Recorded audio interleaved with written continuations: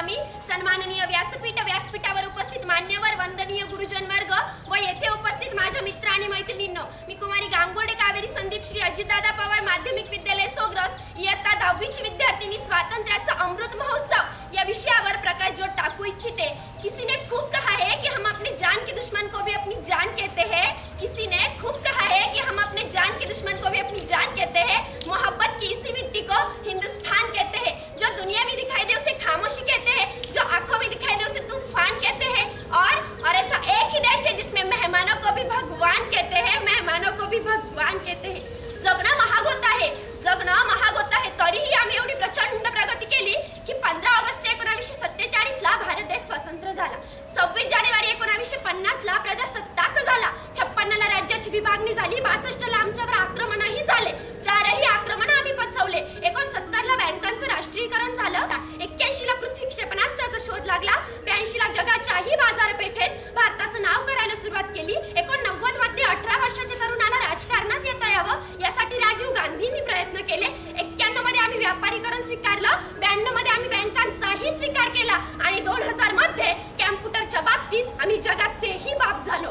2001 मध्ये प्रत्येकाच्या हातात माहितीचा आधार आला। 2007 मध्ये महाराष्ट्राची प्रतिमा पार दिल्लीच्या तख्तावर जाऊन पोहोचली आणि 2008 ते 9 पर्यंत आम्ही प्रत्येकाच्या दारात स्वप्न साकार करण्याचे ठरवले। हे सगळं महाग होत असतानाही आम्ही एवढी प्रचंड प्रगती केली की आमच्या हातात मोबाईल आले, पण आमचं बोलणं मात्र सुधारलं नाही। आमचे रस्ते सिमेंट कॉन्क्रीटचे झाले, पण आमचं चालणं मात्र सुधारलं नाही।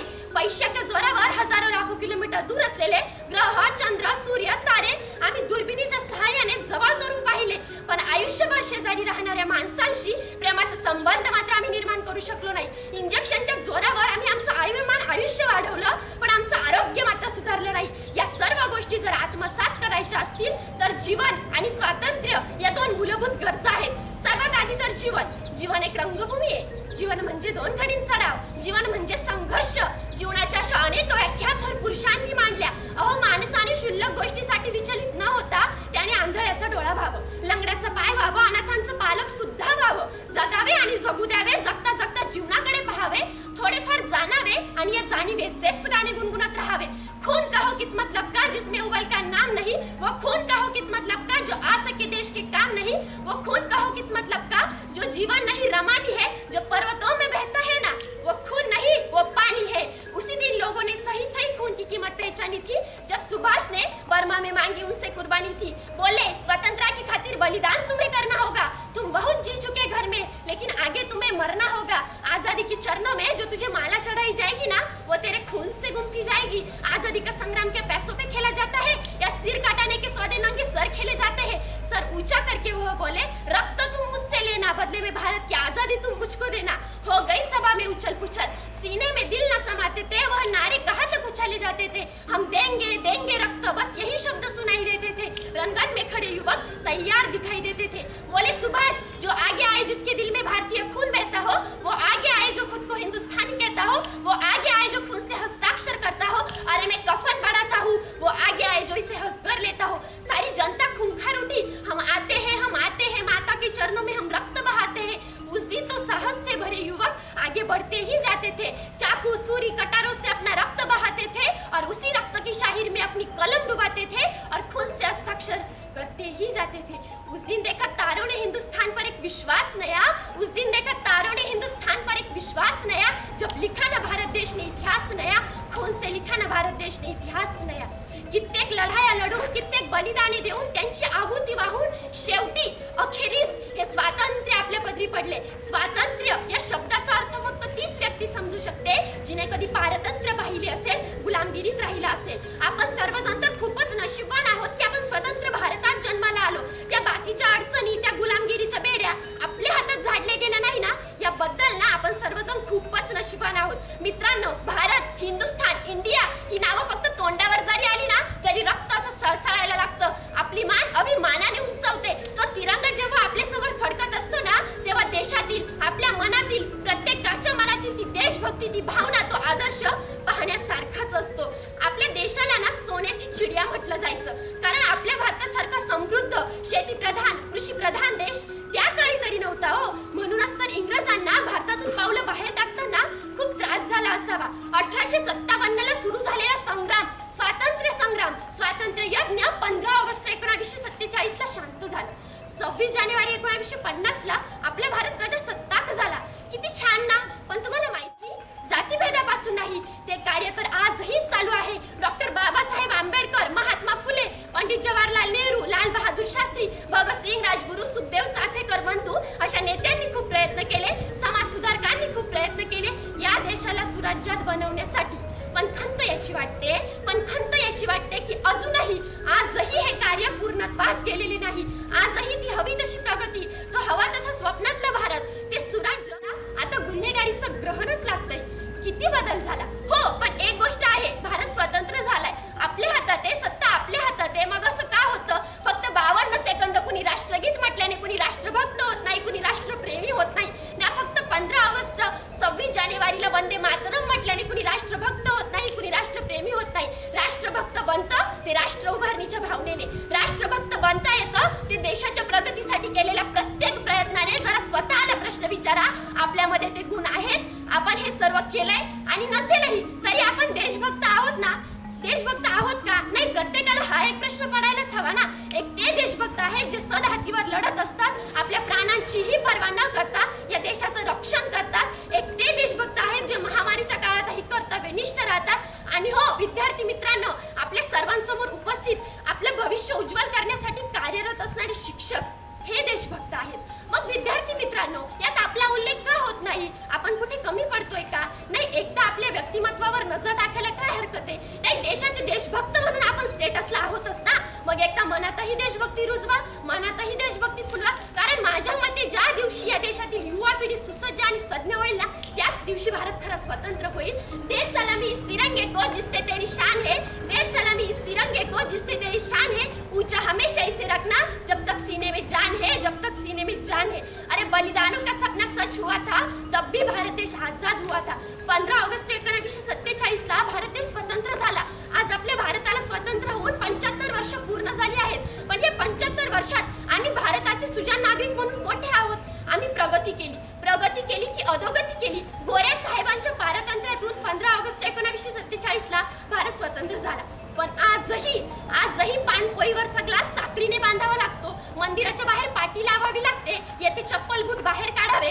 रहदारीचे नियम पाळा. झाडे लावा, झाडे जगवा, शहर व गाव स्वच्छ ठेवा असे नियम लिहून असतात. पण आपलं तसं नाहीये. आपल्या मनात जे येतं तेच आपण करतो. कुठेही थुंकतो, कुठेही अस्वच्छता पाळतो. आणि या उलट आम्ही स्वतंत्रता दिनही साजरी करतो. आम्हाला आमचीही लाज वाटत नाही. 15 ऑगस्ट 1947 ला भारत देश स्वतंत्र झाला. पण का झाला हे कुणालाच माहित नाही.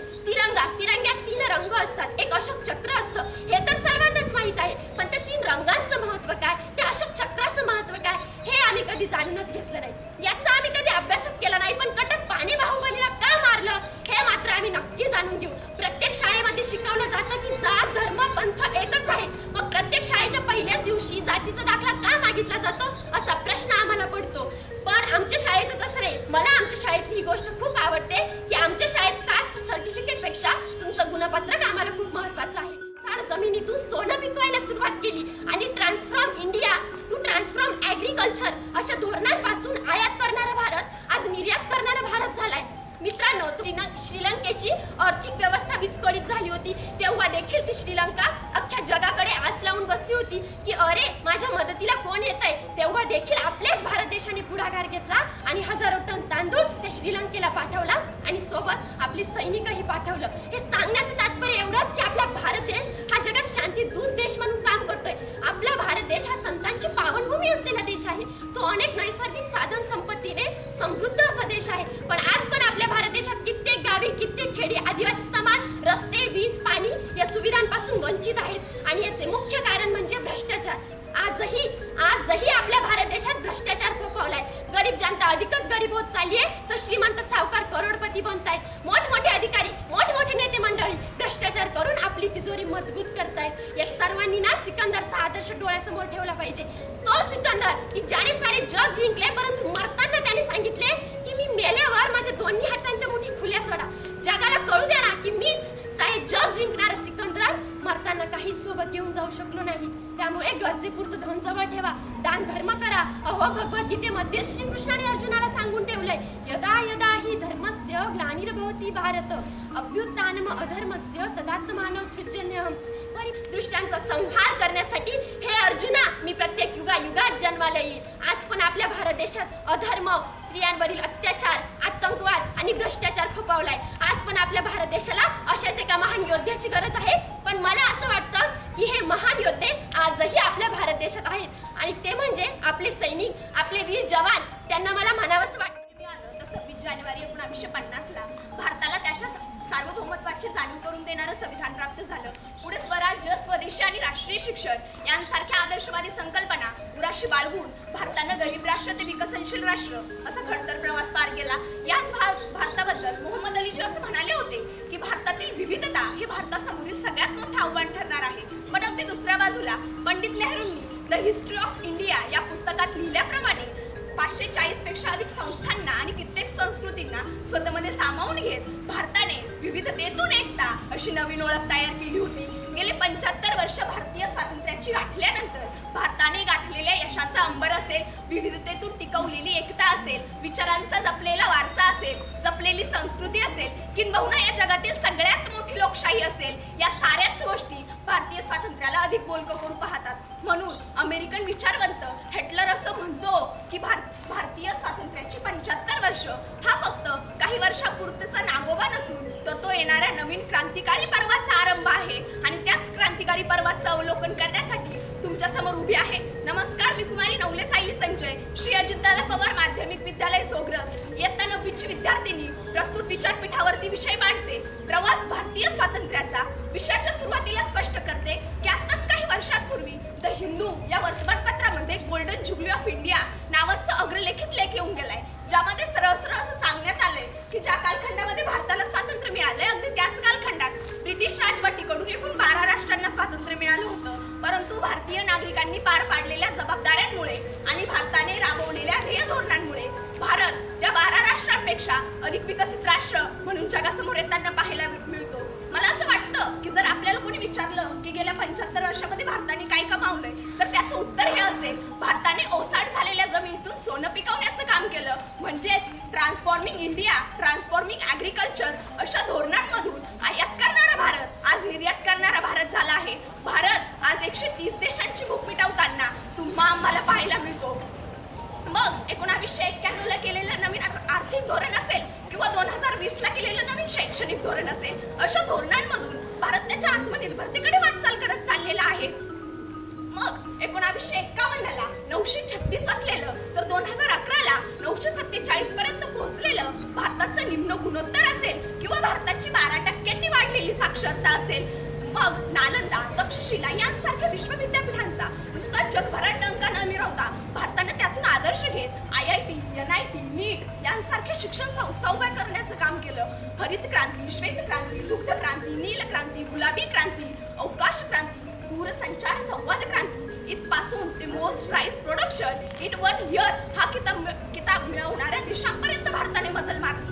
मला असं वाटतं की तुम्हाला माहिती असेल की रशिया युक्रेनच्या युद्धात भारताने स्वीकारलेली अलिप्तवादाची भूमिका असेल किंवा पाकिस्तानवर केलेला सर्जिकल अटॅक. मला असं वाटतं की तुम्हाला हेही माहिती असेल की 1965 ला पाकिस्तान विरुद्ध ते 1971 ला बांगलादेशसाठीच्या लढलेल्या युद्धात भारताने विजय मिळवला होता. पण तुम्हाला हे माहिती आहे का की 1965 ला ताश्कंद करार करून आणि 1971 ला शिमला करार करून भारताने जगाला दाखवून दिलं होतं की आम्हाला दुसऱ्या देशांवर वर्चस्व नकोय, भारताचा वर्चस्ववादाला विरोध आहे आणि भारताला शांततेला प्राधान्य द्यायचं आहे. आणि अशा गुणांमुळे त्या काळी भारत हा विश्वगुरू म्हणून ओळखला गेला होता आणि हे लक्षात घेणं गरजेचं आहे असं मला वाटतं.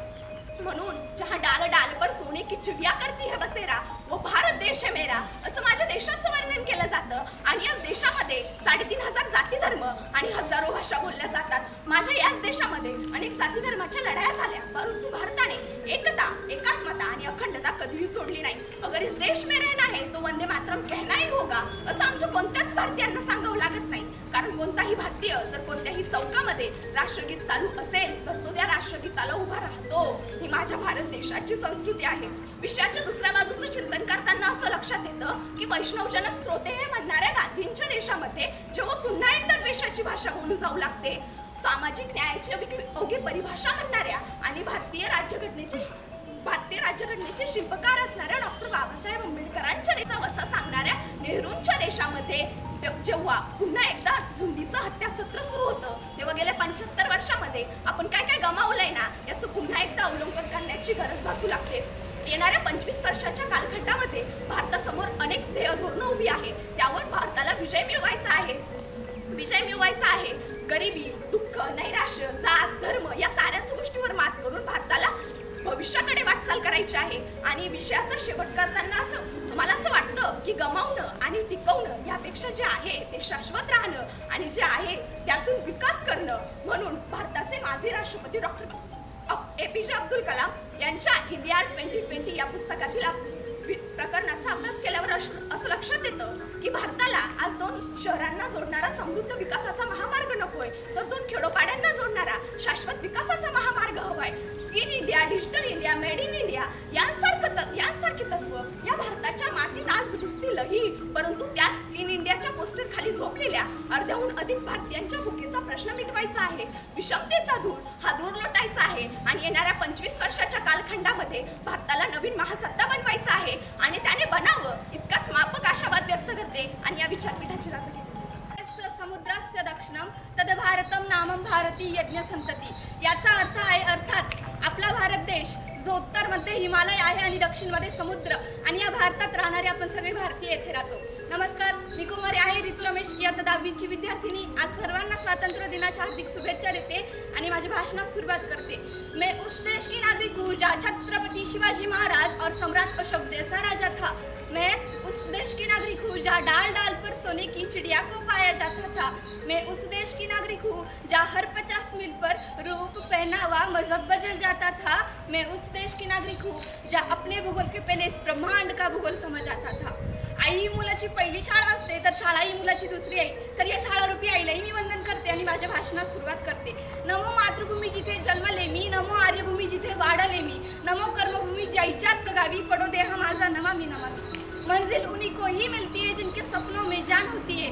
अरे मंजिल उन्हीं को ही मिलती है जिनके सपनों में जान होती है. पंखों से कुछ नहीं होता, हौसले उड़ान होती है. अहो, भारत हा नैसर्गिक साधन संपत्ती खनिज समृद्ध देश आहे. माती, माळणी, माळे पायसागराच्या वाटा लोळण घालत आहेत. देशातून गंगा, गोदावरी, ब्रह्मपुत्रांसारख्या रक्तवाहिन्या वाहत आहेत. निर्जीव पक्षी आकाशी झेप घेत आहेत. सैनिक जवान डोळ्यात तेल घालून देशाच्या सीमेचं रक्षण करत आहेत. किसान लोक राजा बनला आहे. आपल्या भारत देशाला शिमला, कुलू, मनाली यांसारखी विविध पर्यटन स्थळे लाभली आहे. एकूणच आपला भारत देश सुजलाम सुफलाम आहे. आपल्या भारत देशाला पौराणिक आणि ऐतिहासिक संस्कृतीचा वारसा लाभला आहे. अनेक जाती धर्मांचे लोक येथे गुण्यागोविंदाने एकत्र राहतात. संत ज्ञानेश्वर, संत तुकाराम, संत कबीर यांसारख्या थोर संतांची भूमी असलेल्या या भारतातील संस्कृती आज जागतिक पातळीवर एक सर्वश्रेष्ठ संस्कृती मानली जात आहे. गौरवपूर्ण है हमारा भारत देश का इतिहास, वीरों के रंगोरंगी हमारी कहानी है. जाति धर्म से कोई भी हो, हम सबसे पहले हिंदुस्तानी है. स्वातंत्र्यासाठी अनेक शूरवीरांनी आपले बलिदान दिले. स्वातंत्र्यासाठी रक्ताचा सडा सांडला, पण आम्ही मात्र रक्ताचा घाऊक बाजार मांडला असे कधी कधी उगाचच वाटते. आज चीन, पाकिस्तान सारख्या परकीय शक्ती सीमेवर आक्रमणाच्या तयारीत असतात. देशांमध्ये दहशतवादी हल्ले होतात. उरी पाल्मा सारख्या रक्ताळलेल्या आठवणी आपल्याला दुःख देतात. देशातील शेतकऱ्यांना त्यांच्या हक्कासाठी आंदोलन करावे लागते. अनेक गोरगरिबांना एक वेळचं जेवण मिळत नाही. अहो, धर्माच्या नावावरून जातीय दमले होतात. तेव्हा या भारत मातेच्या हृदयाचे शेकडो तुकडे होतात. एकाच आईची लेकरे एकमेकांच्या रक्तासाठी ताणलेली असेल तर त्या आईची काय अवस्था होत असेल. अहो, जळणारी झोपडी आणि करपणारे रक्त हे भारतीयांचेच आहे. हे आपल्याला का कळत नाही, हा खरा प्रश्न आहे. जमाने भर में बहुत मिलेंगे आशिक कई, लेकिन वतन से अच्छा कोई सनम नहीं होता. सोने में मिट गए, नोटों में लिपट गए, लेकिन तिरंगे से अच्छा कोई कफन नहीं होता. तिरंगे से अच्छा कोई कफन नहीं होता. देश प्रेमाने ओतप्रोत भरलेला, तिरंग्याच्या रंगात रंगलेला. आजचा पावन सोळा माझा, तुमचा, त्यांचा, सर्वांचाच पावन सोळा. जाने कितने वर मिटे हैं तब हमें आज़ादी पाई है. बड़े दिनों के बाद खुशियों की घड़ी आई है. आणि हो, माझा भारत देश मान होता, मान आहे, मानच राहणार. नफरत बुरी बलाए निकालो इसे, दिलों में खन्निशे जलाओ इसे. नफरत बुरी बलाए निकालो इसे, दिलों में खन्निशे जलाओ इसे. अरे वतन ना तेरा ना मेरा ना इसका ना उसका, ये सबका वतन है, संभालो उसे. अहो, तिरंग्यात 3 रंग आहे, एक अशोक चक्र आहे, पण त्या 3 रंगांचं महत्व काय, त्या अशोक चक्राचं महत्व काय हे आम्ही नाही जाणून घेणार, पण कटप्पाने भाऊबरीला का मारले हे आम्ही नक्की जाणून घेऊ. अरे, या आपल्या भारताचा इतिहास लिहिला नाही कुणी ऐऱ्या गैऱ्या नट्टू खेऱ्याने. अरे, या आपल्या अखंड भारताचा इतिहास लिहिला नाही कुणी ऐऱ्या गैऱ्या नट्टू खेऱ्याने, तर तो लिहिला शायरांच्या डफांनी, घोड्यांच्या टापांनी, तलवारींच्या टोकांनी, छत्रपती शिवाजी महाराजांनी, भारतरत्न डॉक्टर बाबासाहेब आंबेडकरांनी, महात्मा गांधींनी. आणि माग होत असतानाही आम्ही एवढी प्रचंड प्रगती केली की आमच्या हातात मोबाईल आले, पण आमचं बोलणं मात्र सुधारलं नाही. आमचे रस्ते सिमेंट कॉन्क्रीटचे झाले, पण आमचं चालणं मात्र सुधारलं नाही. पैशाच्या जोरावर हजारो लाखो किलोमीटर दूरवरचे ग्रह, चंद्र, सूर्य, तारे आम्ही दुर्बिणीच्या साहाय्याने जवळ करून पाहिले, पण आयुष्यभर शेजाऱ्यांशी आम्ही प्रेमाचे शब्द कधी निर्माणच केले नाही. इंजेक्शनच्या जोरावर आम्ही आमचं आयुर्मान वाढवलं, पण आमचं आरोग्य मात्र कधी सुधारलंच नाही. म्हणूनच तर माणसानं क्षुल्लक गोष्टीसाठी विचलित नव्हता. आंधळ्याचं डोळा व्हावं, लंगड्याचं पाय व्हावं, अनाथाचं पालक सुद्धा व्हावं. जगावे आणि जगू द्यावे, जगता जगता जीवनाकडे पाहावे, थोडेफार जाणावे आणि या जाणीवेचेच गाणे गुणगुणत राहावे. निर्णय चुकतात आयुष्यातले, आयुष्य चुकत जातं, पण प्रश्न कधी कधी कळत नाही, पण उत्तर मात्र चुकत जातं. सोडवणाऱ्याला वाटतंय सुटत गेलाय गुंता, पण एक बिघडीचं गाठ निर्माण होते. वाटतात तितक्या सोप्या नसतात काही गोष्टी. अनुभव म्हणजे काय हे तेव्हाच कळतं. अहो, असे मित्र बनवा जे कधी साथ सोडणार नाही, असे प्रेम करा ज्यात कधी स्वार्थ असणार नाही, असे हृदय बनवा ज्याला तडा जाणार नाही, असे हास्य करा ज्यात रहस्य असणार नाही, आणि असा स्पर्श करा ज्याने जखम होणार नाही. असे लोक बनवा जे वेळेला तुमची सावली आणि वेळेला तुमचा आरसा बनून राहतील, कारण सावली कधी साथ सोडत नसते आणि आरसा हा कधी खोटं बोलत नसतो. जग म्हणताना कुणी कसं दिसावं यापेक्षा कुणी कसं असावं हे जास्त महत्वाचं आहे. स्वप्न पूर्ण झाले नाही म्हणून रडायचं नसतं, रंग उडाले म्हणून चित्र फाडायचं नसतं. फक्त एवढंच लक्षात ठेवायचं असतं, सगळंच काही आपलं नसतं. कदाचित आपल्या दुःखातही दुसऱ्यांचं सुख असतं. माणसाला हव्या असलेल्याच गोष्टी माणसाला मिळत नाही, पण नको असलेल्याच गोष्टी माणसाला का हव्या असतात, याचं उत्तर सुरेश भडांगे यांनी अतिशय छान शब्दात दिलेलं आहे. आयुष्य छान आहे, थोडं लहान आहे. आयुष्य छान आहे, थोडं लहान आहे. रडतोस काय वेड्या, अरे लढण्यातच शान आहे. शेवटी या व्यासपीठाशी रजा घेताना मी इतकंच सांगेल, उपस्थित मान्यवर, वंदनीय गुरुजन वर्ग व येथे जमलेल्या माझ्या बालमित्रांनो व मैत्रिणींनो, सर्वांना नमस्कार. माझे नाव गांगुर्डे ईश्वरी गोपाल. मी इयत्ता 9वीची विद्यार्थिनी. आज 14 ऑगस्ट वक्तृत्व स्पर्धा या विषयानिमित्त मी तुमच्या पुढे माझे मनोगत करू इच्छिते, तरी ते तुम्ही शांत चित्ताने ऐकावे ही माझी नम्र विनंती. सर्वात प्रथम मित्र हो, तुम्हा सर्वांना भारतीय स्वातंत्र्य दिनाच्या हार्दिक शुभेच्छा. 15 ऑगस्ट हा दिवस आपल्या भारताच्या सन्मानाचा व अभिमानाचा दिवस आहे. मित्र हो, 15 ऑगस्ट 1947 रोजी आपला भारत देश इंग्रजांच्या अनेक वर्षांची गुलामगिरीतून मुक्त झाला, पण हे स्वातंत्र्य आपल्याला सहजासहजी मिळालेले नाही. खरं तर एक प्रश्न पडतो की स्वातंत्र्य आपल्याला सहजासहजी मिळाले का, तर नाही. इंग्रजांकडे मागितलं आणि ते देऊन टाकलं, इतकी सोपी गोष्ट नव्हती.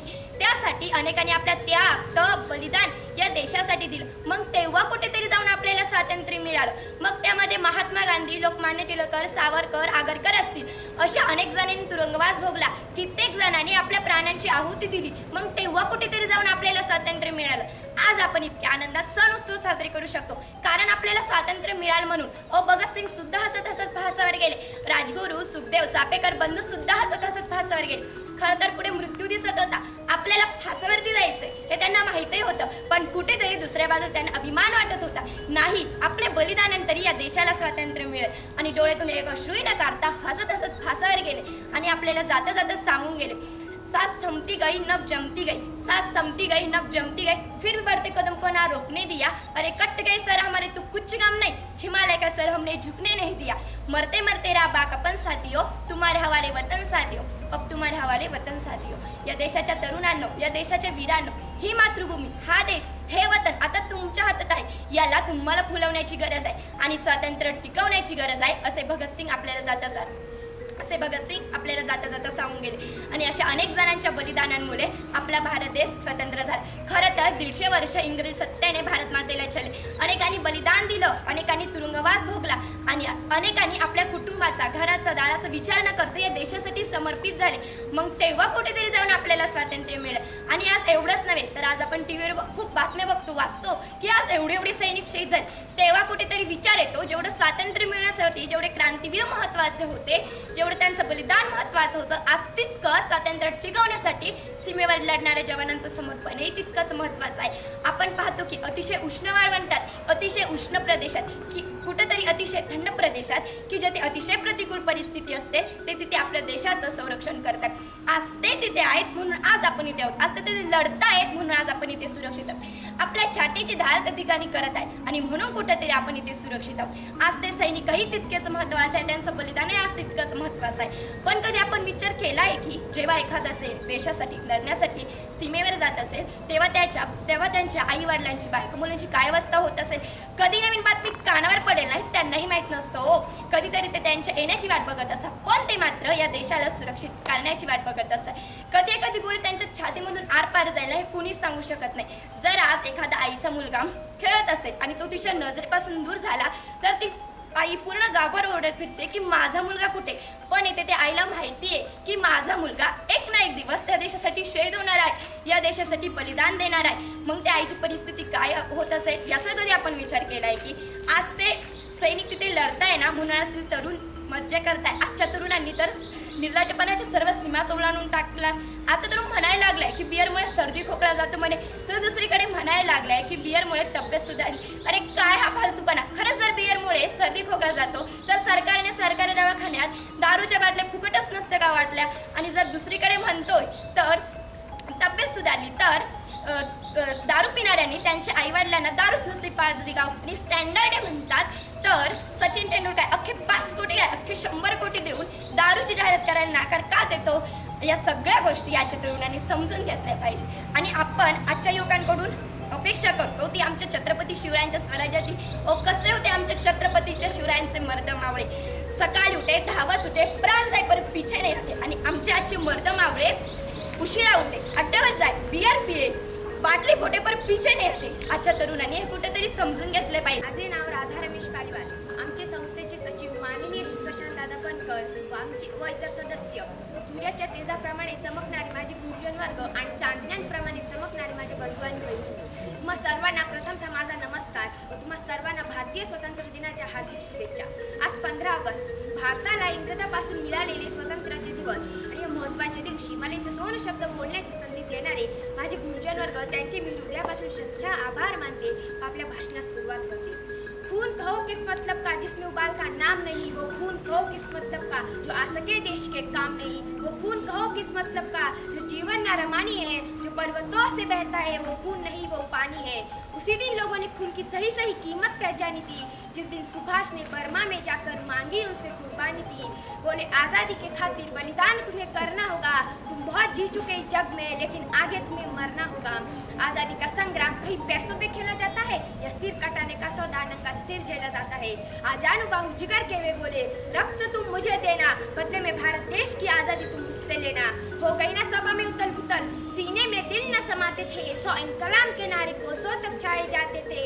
हम देंगे देंगे रक्त, बस यही शब्द सुनाई देते थे. रणगढ़ में जाने को वो खड़े तैयार दिखाई देते थे. बोले सुभाष वो आगे आए जिसके तन में भारतीय खून बहता हो, वो आगे आए जो खून से हस्ताक्षर करता हो, वो आगे आए जो खुद को हिंदुस्तानी कहता हो. मैं कफन बढ़ाता हूँ, वो आगे आए जो इसे हंसकर लेता हो. सारी जनता हुंकार उठी, हम आते हैं माता के चरण में अपना रक्त बहाते हैं. उसी दिन देखा साहस से भरे युवक बढ़ते ही जाते हैं.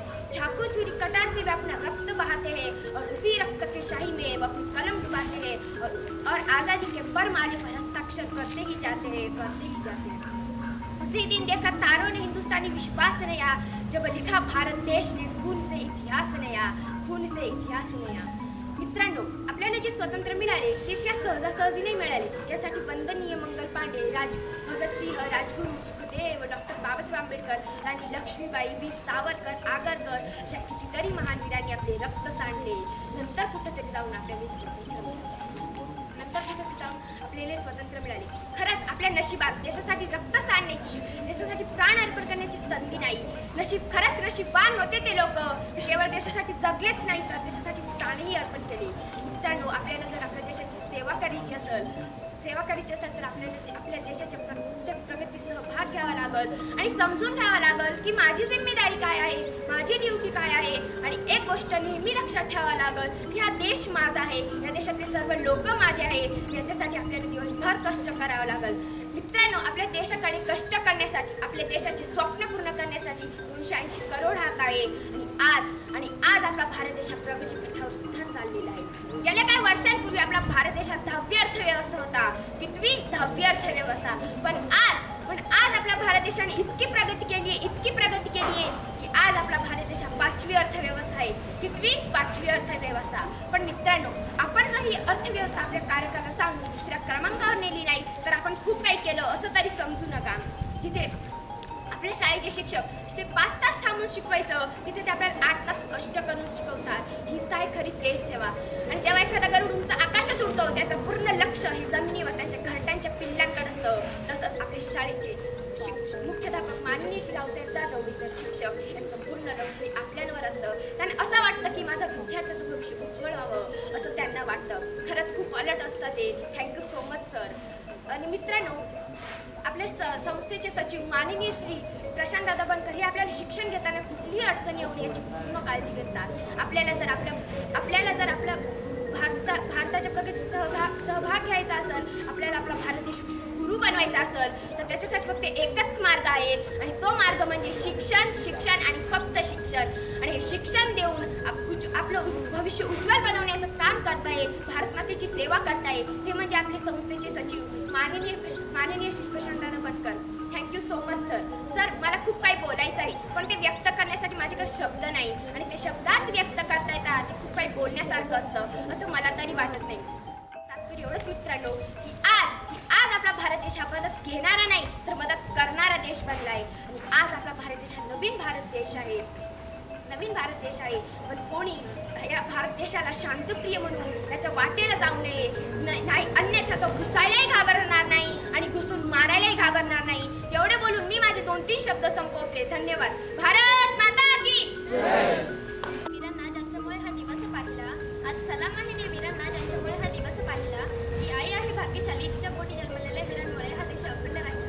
आजच्या कार्यक्रमाचे अध्यक्ष माझे गुरुजन वर्ग आणि माझे विद्यार्थी मित्रांनो, मी अनुष्का नांदा जाधव इयत्ता 8वीची विद्यार्थिनी. सर्वप्रथम आपल्या सर्वांना स्वातंत्र्य दिनाच्या हार्दिक शुभेच्छा. आपल्या मातृभूमीच्या स्वातंत्र्यासाठी ज्या थोर वीरांनी आपल्या प्राणांची आहुती दिली त्यांना माझे कोटी प्रणाम. आज 15 ऑगस्ट म्हणजेच भारताचा स्वातंत्र्य दिन. आजचा दिवस आपण सर्व भारतीयांसाठी आनंदाचा, उत्साहाचा व अभिमानाचा दिवस.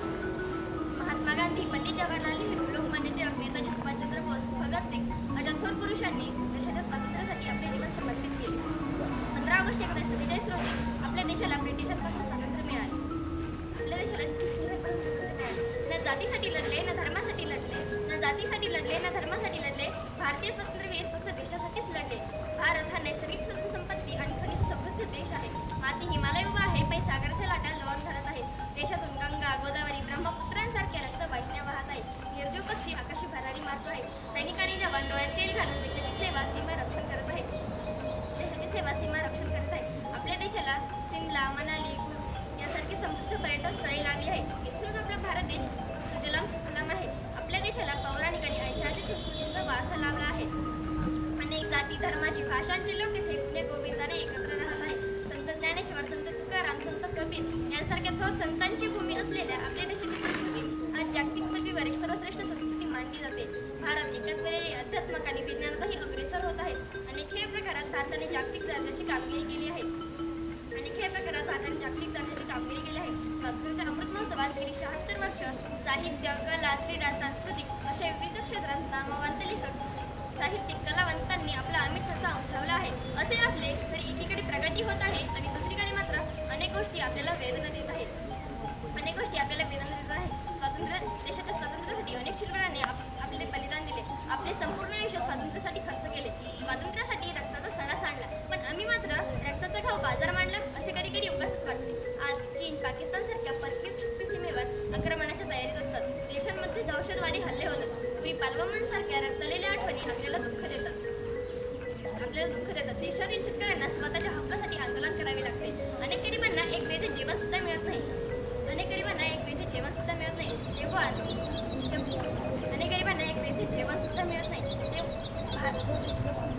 तेव्हा त्याच वेळी भारत मातेच्या हृदयात शेकडो तुकडे होतात.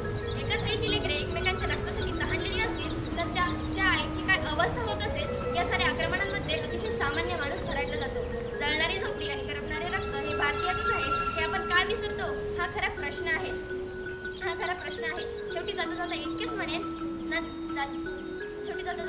म्हणेन ना धर्माच्या नावावर जगा, ना धर्माच्या नावावर मारा. ना धर्माच्या नावावर जगा, ना धर्माच्या नावावर मारा.